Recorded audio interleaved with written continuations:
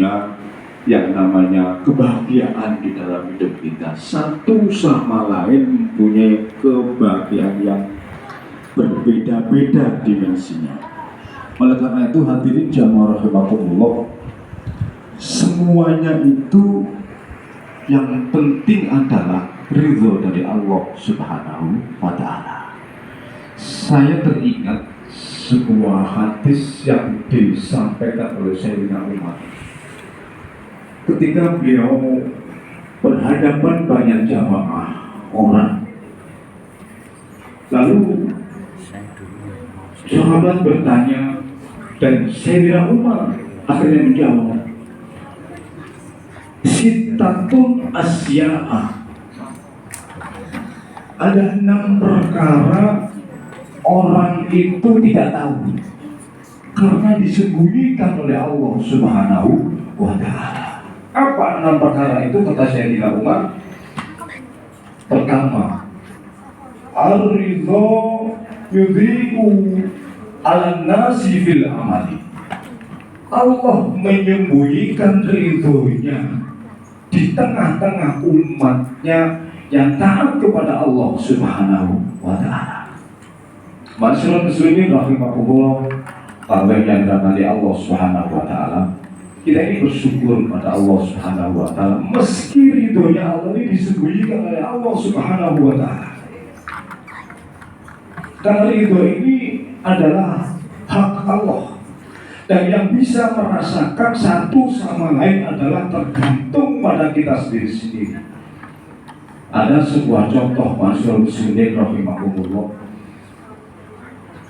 seorang ibu dan seorang bapak mesti mengharap dan keinginan-keinginan yang didamba-dambakan sebagai orang tua dan sebagai bapak dan ibu mesti kepada anaknya menjadi anak yang soleh dan solihah.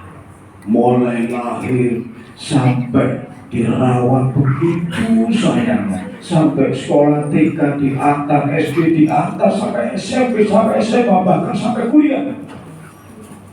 Harapan apa orang tua? Menghendaki anaknya agar menjadi anak yang soleh atau solihah. Lalu mungkin anaknya bertanya, Bu, saya ingin jadi apa? Lalu kemudian orang tua memberikan pandangan, kalau kamu ingin mengambil jurusan ini, kalau sudah kuliah, ini resiko dan konsekuensinya. Nah, kebanyakan hadirin jamaah rahimakumullah, kita lupa bahwa di tengah-tengah itu kita menunggu ridhonya Allah Subhanahu wa Ta'ala. Kita jangan sampai tujuan kita menyekolahkan anak kemudian tidak sesuai dengan yang kita harapkan, akhirnya menjadi kecewa, gelo, tidak mulai tak sekolah duhur ternyata lo cuma seperti itu. Itu karena apa? Karena kita terlalu banyak mengharap terhadap anak. Ridho Allah disembunyikan oleh Allah Subhanahu wa Ta'ala. Akhirnya kalau kita tidak sadar bisa jadi kecewa. Ternyata dia seperti yang saya bayangkan. Setelah anak rumah tangga, punya istri, punya cucu, sudah punya kehidupan lain, ternyata seperti ini. Kita balik menjadi keluarga yang kecil lagi, tinggal bapak dan ibu di rumah, punya kehidupan sendiri. Ini masyarakat muslimin rahimakumullah, Allah menyembunyikan ridhonya di tengah-tengah ketaatan umat manusia. Tidak ada yang tahu, yaitu hanya kita dan Allah yang tahu. Yang kedua kata Sayyidina Umar, yudhi'ur ridho alal ghadab fi alal masyiyah. Ridhonya Allah itu disembunyikan di tengah-tengah umatnya yang melakukan ibadah maksiat. Disembunyikan oleh Allah Subhanahu wa Ta'ala.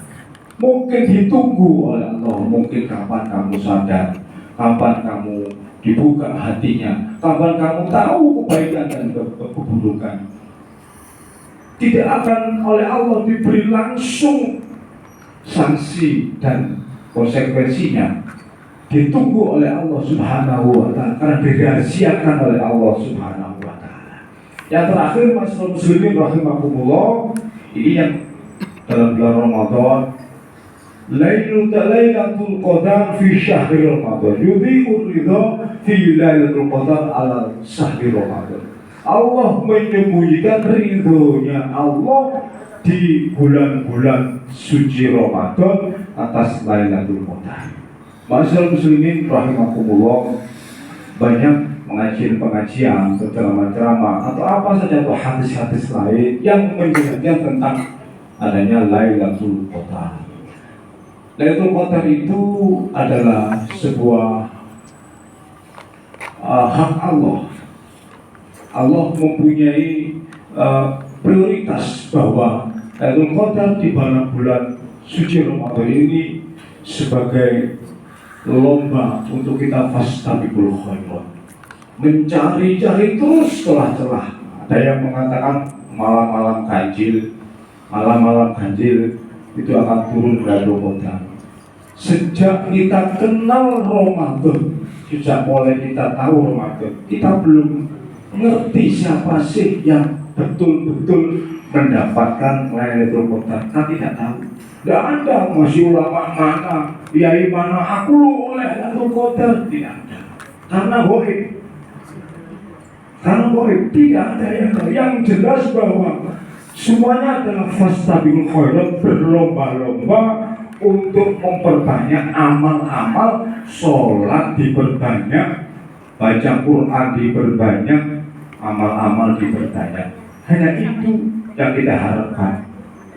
Masyaallah muslimin rahimakumullah, 3 hal itulah yang barangkali kita hadapkan dalam kehidupan ini, agar kita tidak merasa bahwa aku kalau melihat orang itu kok begini. Jadi tidak boleh kita menilai seseorang seperti yang kita inginkan. Sudah itu kehendak Allah Subhanahu wa Ta'ala. Kita tidak mudah menyalahkan orang lain, karena benar-benar rahasia itu oleh Allah Subhanahu wa Ta'ala. Diberi ridho atau tidak diberi ridho oleh Allah, kita pasrah kepada Allah Subhanahu wa Ta'ala. Mudah-mudahan masyaallah muslimin rahimakumullah, di penghujung bulan Ramadan ini, mulai awal puasa kita, tarawih kita, baca Al-Quran kita, sedekah kita, amal-amal kita, zakat kita, mudah-mudahan diterima oleh Allah Subhanahu wa Ta'ala. Amin. Allahumma amin. Mudah-mudahan nilai-nilai Ramadan tahun 2023 ini bisa nanti berpengaruh dalam kehidupan sehari setelah lepas Ramadan. Muga-muga si biasa saulang ini jamaah terus iso berlanjut ikut jamaah. Amin. Allahumma amin. Sebab gak gampang. Bener Bapak sekalian, gak gampang jamaah itu. Kelihatannya gampang, mudah, tapi subhanallah kalau tidak diperjuangkan, subhanallah abot. Bener abot. Dan ini butuh perjuangan, butuh menguatkan istiqomah iman. Nanti kalau sudah terbiasa ikut jamaah sholat maghrib maupun isya, ketika sholat maghrib dan isya terdengar, kalau tidak datang rasanya ono sing hilang, koyo ada sesuatu yang hilang. Kenapa? Karena sudah menjadi satu. Monggo, marilah nanti setelah bulan Ramadan, kalau memang benar-benar tidak ada udzur syar'i tadi katanya, mari bersama-sama latihan. Mumpung kita oleh Allah diberi kesehatan, kita belum tahu nanti kayak apa, kita belum ngerti kedepannya kita kayak apa. Cuma kita berharap mudah-mudahan kita terus sehat walafiat. Amin. Allahumma amin. Ada kurang lebihnya saya mohon maaf. Ihdinas siratal mustaqim. Wabillahi taufiq wal hidayah. Assalamualaikum warahmatullahi wabarakatuh. Waalaikumsalam warahmatullahi wabarakatuh.